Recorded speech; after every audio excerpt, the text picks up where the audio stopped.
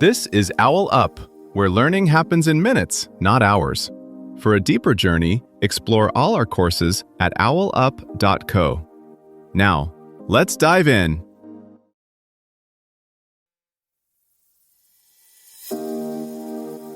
Welcome back to Chapter 3 of Mastering Stoic Decisions. In today's episode, titled Practical Exercises, Virtue and Wisdom, we'll explore some engaging daily exercises designed to help you cultivate Stoic virtues in your life. So, whether you're looking to enhance your resilience or sharpen your decision-making skills, you're in the right place. Let's dive in. A week of ancient Stoic habits boosted people's mood more than some modern wellness apps.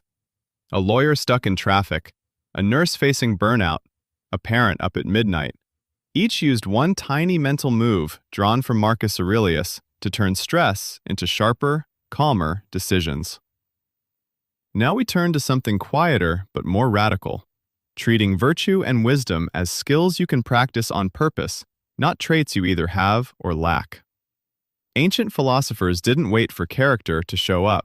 They scheduled it, the way you'd schedule a meeting or a workout. Modern research is finally catching up, showing that brief, structured exercises can shift how your mind handles conflict, uncertainty, and pressure. Think of a software update quietly installing in the background while you answer emails. That's how these small practices work. You keep living your messy, demanding life. In the background, you're rewiring how you judge, choose, and respond.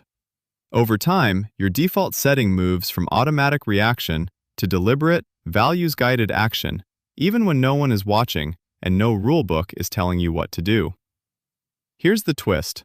The Stoics didn't design these practices for quiet retreats. They designed them for courts, marketplaces, battlefields, places where mistakes were costly and public. Modern trials and studies now show what they intuited. Specific routines can tune your attention, steady your emotions, and widen the gap between impulse and action. That gap is where better choices live. In this series, we'll treat your ordinary day, emails, meetings, family tension, as a living lab, and each exercise as a small, deliberate test of who you're becoming under pressure.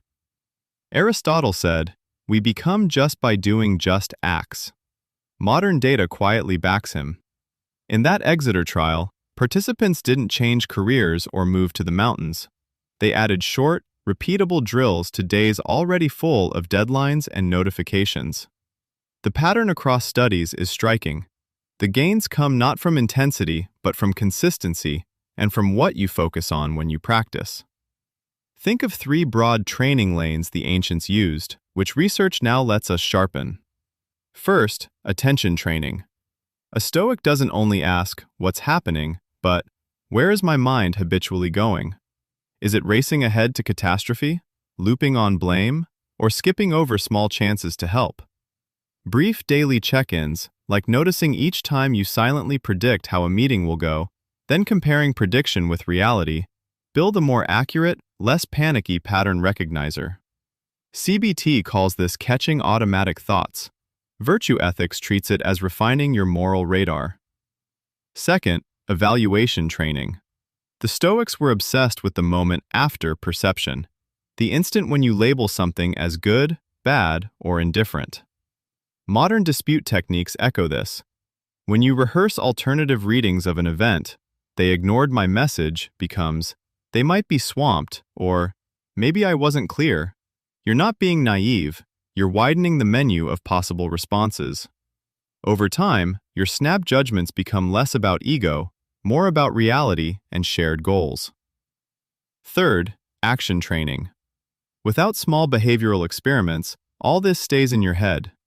Classical writers recommended tiny, slightly uncomfortable acts that align with your values, admitting a minor mistake quickly, giving credit before you're sure you'll get any, pausing one beat before you reply to a provocation. Positive psychology now treats these as micro-interventions that build pro-social habits and resilience. A hiker doesn't start with a cliff, they start with a path just steep enough to demand attention. In the same way, building virtue and wisdom means choosing situations that stretch you, not crush you, so that each day contains at least one deliberate rep of the person you're trying to become. A practical way to see these training lanes in action: take a tense team meeting. Attention training might mean quietly tracking how often your focus jumps to defending yourself versus understanding what others need. Evaluation training could show up when a colleague interrupts you. Instead of locking in, "They're disrespectful," you test a second reading. "They're anxious about the deadline." Action training might be one small move. You summarize their concern before presenting your own view. You can run a similar drill at home. When a teenager shrugs off your question, you notice where your mind goes. Reconsider the label, lazy versus overloaded, then choose a response one notch kinder and clearer than your mood.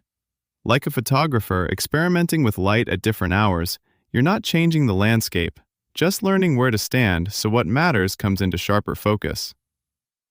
In a decade, these drills may feel less like philosophy and more like hygiene, embedded in apps, onboarding, even city design. Interfaces could nudge you toward wiser micro-choices the way fitness trackers nudge steps. Leaders might be assessed not only on KPIs, but on how they cultivate character in others. Like paths gradually worn into a forest floor, countless tiny choices could shape institutions that expect, and quietly train, everyday courage and fairness. Your challenge this week: run a live field test of these ideas. Choose one recurring situation, a tricky colleague, a school run, a daily briefing, and treat it as your practice ground. Each time it appears, adjust one small response and note what shifts. Like replanting a garden bed, the landscape changes slowly, but the work starts with today's soil. This was OwlUp, your daily step forward. This series continues with more chapters on OwlUp.co. Visit OwlUp.co to access the complete course and continue your learning journey. See you there!